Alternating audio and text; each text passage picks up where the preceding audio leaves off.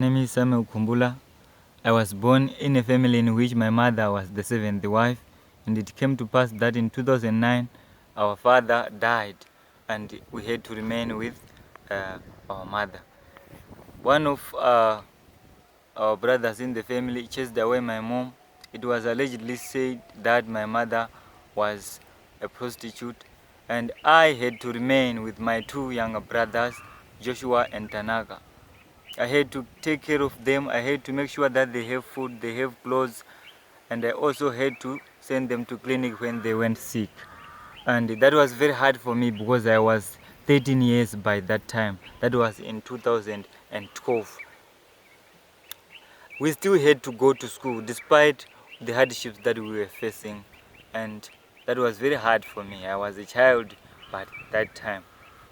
It came to pass that my mom took Tanaka away from us without notifying us, and that bothered us a lot. We didn't know what had happened to him, but we just hoped that he was safe.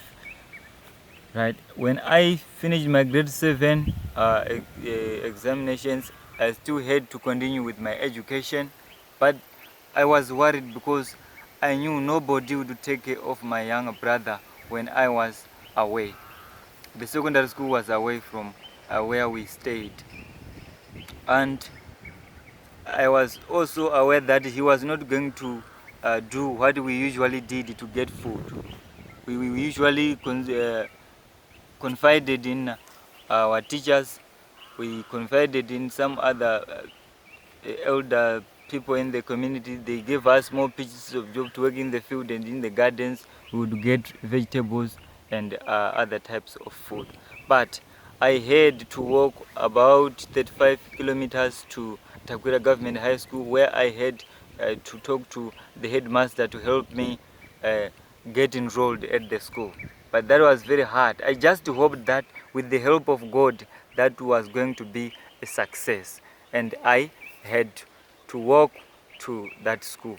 And surprisingly, when I reached there, the headmaster welcomed me and he promised me he would give me accommodation until I finish my Form 4. That was 4 years, from Form 1 to Form 4.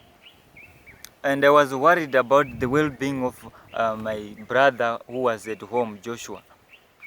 And I heard that my uncle had to take care of him because he just understood that I had to continue with my education. At the school, during my secondary school course, I used to work in my teachers' gardens, the headmaster's gardens. They would give me a mealie meal, they would give me clothes, and the headmaster usually gave me uniforms and other school-related things that would help me in my education. And I was a reject at the school. Nobody could accept that a person can live without the support of his or her own relatives. They knew very well that I had no home to which I belonged, because even my original home, I was a reject. And I had faith in God. I actually knew that I was going to make it at the end.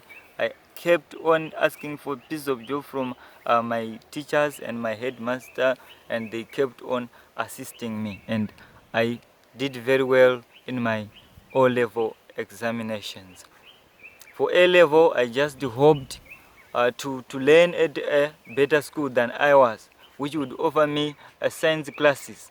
But I did not have the financial background that would help me to achieve this. I just heard of Gaza High, but I could not pay the school fees or any payments that was required. I came to Chipinge and confided in the headmaster and said that there was a certain organization that would pay for me, but that was not true. In order for just to get myself enrolled at the school, and that's how I got enrolled at my high school, and I did very well in my day-to-day lessons. I still had to work for my food, my clothing, and I had to pay a small portion of my school fees, which I could. I had to sell bananas with a friend of mine who understood my situation better than anybody else at the school, and he helped me sell bananas after school. We would go a long way in searching for the bananas, and that's how I survived.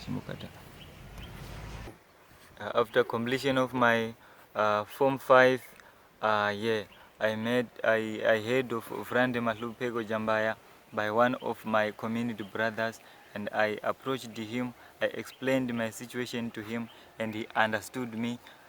Now he is offering me a good living place, food, clothes, and all other kinds of stuff that a person needs. I'm actually getting luxurious a luxurious life of that I never lived before. And I'm in the weekend. And when Connie came, and I was very happy. Both of them are helping me in my schooling. They are paying me extra lessons. I can also go to extra lessons like others do who have money. And I would like to express my sincere gratitude to my God, who never left me alone despite the hardships that I underwent. The best thing I think of is that I survived every situation that I underwent. And I want to thank God for that. I keep on praying to God, and my faith will reach me to some place which I cannot imagine even today.